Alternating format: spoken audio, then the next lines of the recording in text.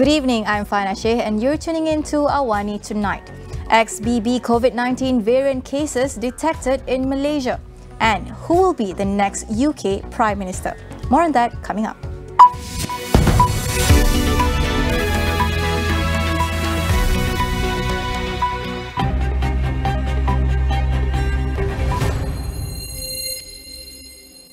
Bersatu Deputy President Datuk Seri Ahmad Faizal Azumu has confirmed that he will be defending the Tambun parliamentary seat in GE15.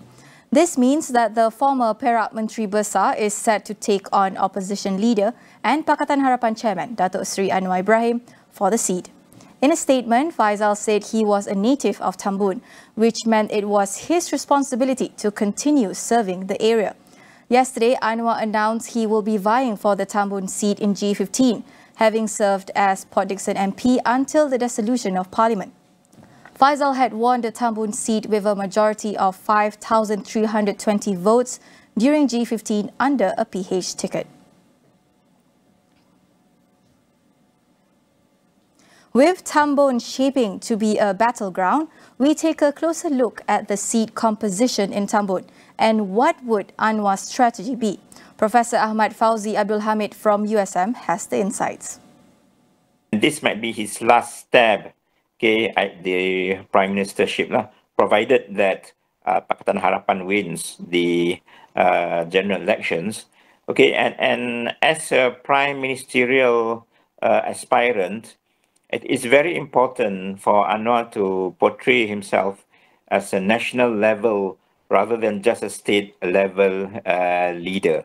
So Anwar Ibrahim must portray to Malaysians that wherever he goes, whether it's Penang or it's Negeri Sembilan or even in Perak, he could still pull off a win based on his national stature. And then if we look at the ethno-religious and racial composition of this Tambun parliamentary constituency, it's a microcosm of Malaysian society, with around 63 to 65% Malay Muslims and around 23-24% Chinese and about 9% Indians and so on, and then the other racial groups. So that itself is reflective of the Malaysian society, especially in Peninsular Malaysia, as a whole.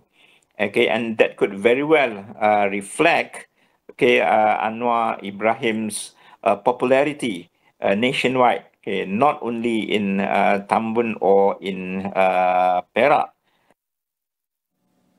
Another prominent opposition candidate to look out for is former Deputy Prime Minister and PKR Advisory Council Chairperson Datuk Seri Dr. Wan Azizah Wan Ismail. Fauzi weighs in on where Wan Azizah might be fielded in G15. A lot of her very composed temperament, even during the downfall of the Pakatan Harapan government in 2020, testifies to her leadership qualities based on her own temperament and qualities that she has developed throughout the years. Not just as a dependent of Anwar, but even independent of Anwar. And I think for a politician of her caliber, if you contest in urban or semi-urban areas, places in Selangor, whether places like Pandan or Bangi, I think she wouldn't have any real problem of winning over there, especially Selangor being a PKR-held state for the past 13 or 14 years. Meanwhile, UMNO has dismissed a news report claiming that its president, Datuk Seri Ahmad Zahid Hamidi, was not planning to defend his Bagan Datuk seat in G15. UMNO Executive Secretary Datuk Muhammad Sumali Ridwan described the report as untrue and riddled with political propaganda. Earlier, a few media outlets reported that Zahid will not contest in Bagan Datuk, a seat which he had held since 1995. It was reported that Zahid made the decision as a sacrifice so that issues surrounding him won't be used by opponents against the party. The report also said Zahid's daughter, Nurul Hidayah, would contest the seat instead. Last month, Shah Alam High Court acquitted Zahid of all graft charges in relation to the foreign visa system. However, he still faces 35 charges for money laundering and criminal breach of trust involving millions from Yayasan Akal Budi.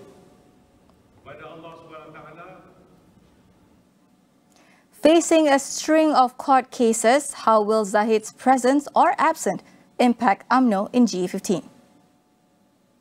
Even though he's not contesting, he will be, as president of UMNO, still pulling the strings and also signing the letter of authority, the Watika, for the for the UMNO candidates in the general election. So he's still a major influence in the party, and we can only speculate whether it has to do with his outburst or joke during there was this very viral video of him speaking during an MIC convention. We can only speculate, because of course we have been hearing from politicians, and in fact BN politicians, that they were very worried about the video that was implicating a lot of them, actually. But whether it's really due to that or not, I think that's left to speculation lah. But he's still a very important figure, and never discount a Zahid comeback. I mean, he's got the first string of cases over. In view of him being acquitted, so to say. So it's not impossible that more acquittals will come along the way. Ahead of the polls, we will be featuring Question of the Day to get your thoughts on the political scene in Malaysia. As everyone gears up for G15, we'd like to know, have you met the YB of your area? All you have to do is scan the QR code on the screen to share your thoughts. For more, head over to undi.astroawani.com to answer these daily questions.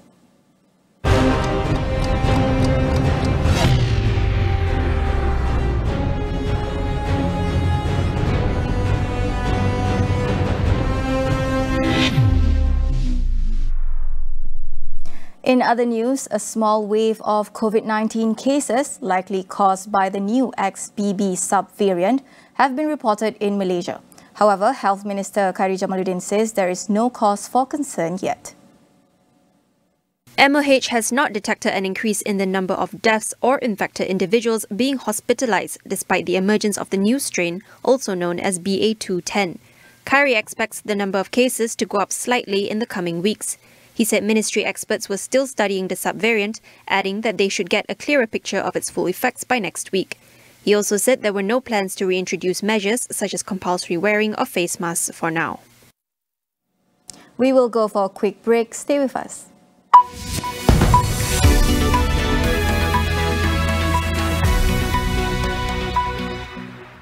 Dalam membawa setiap berita, semestinya yang penting adalah untuk membawa pelbagai sudut sesuatu cerita itu. Yang pastinya suara akar umumi, terutamanya suara rakyat, harus diberi ruang. Kami di Astro AWANI sentiasa komited dan juga bertanggungjawab dalam menyampaikan berita yang seimbang, konstruktif, terutamanya kepada seluruh rakyat Malaysia. Saya Jasmine Abu Bakar. Dan saya Ihsan Yahya. Pastikan AWANI 745 dan Sinar AWANI menjadi pilihan utama anda.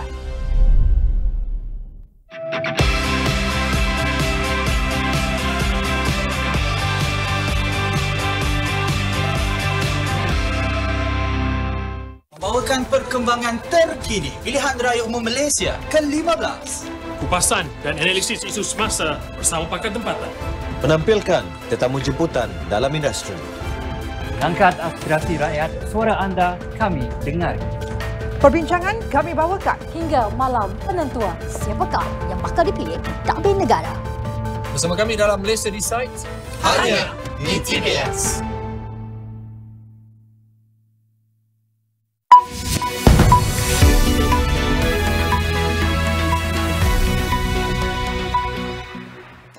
Welcome back. Liz Truss dramatically resigned as UK Prime Minister just 6 weeks into the job, making her the shortest-serving Prime Minister in British history. The process has now begun to find a new Prime Minister. Let's bring in Cynthia Ng right now. So Cynthia, Tory is gearing up for another leadership race in just a short few months. Who's likely to be entering the race? It's not even months, it's just 6 weeks. If you remember, just 6 weeks ago, Liz Truss was also, she became Prime Minister just 6 weeks ago, and one of the top contender at that time was Rishi Sunak, which his name is being touted again to be a likely potential future PM. So Rishi Sunak is a senior in the Conservative Party, and he was also a longer-serving Finance Minister in Boris Johnson's administration. So he is widely regarded, in fact, that Rishi Sunak is one of the people that was very critical of Liz Truss's economic policy. So there are some expectations that maybe Sunak can actually come in and steer UK to the right path. But however, while he is seen as senior, but there could be some people in his party that view him as a traitor, because recall, the reason why Boris Johnson resigned from the cabinet was when 50 or so of his ministers pulled their support, resigned. One of them was Rishi Sunak. So there might be some internal opposition towards Sunak ascending to the top job as Prime Minister. So Rishi Sunak is one. The second top contender that is looking likely as well is Penny Mordaunt. She, compared to Sunak, is considered a junior minister. She was also in the running 6 weeks ago with Liz Truss and Rishi Sunak. She is currently the leader of House of Commons under Truss's government. She is more popular with party grassroots, but like Liz Truss, she is untested. And to the Conservative Party, this might be a risk for them. I see. So you mentioned Boris Johnson just now. Is a comeback on the cards for Boris Johnson? There's been so much talk about it, but if he does, it's going to be an unprecedented in British political history. Recall, as I mentioned, he was forced out of his job when 50 or so of his MP resigned. So I think the question people are asking is that if you bring Boris back, what does he bring to the table this time around? So while, yes, he remains very popular in the Conservative Party, but he also comes with quite a bit of baggage, including ongoing investigations on some of the scandals that happened during COVID lockdown.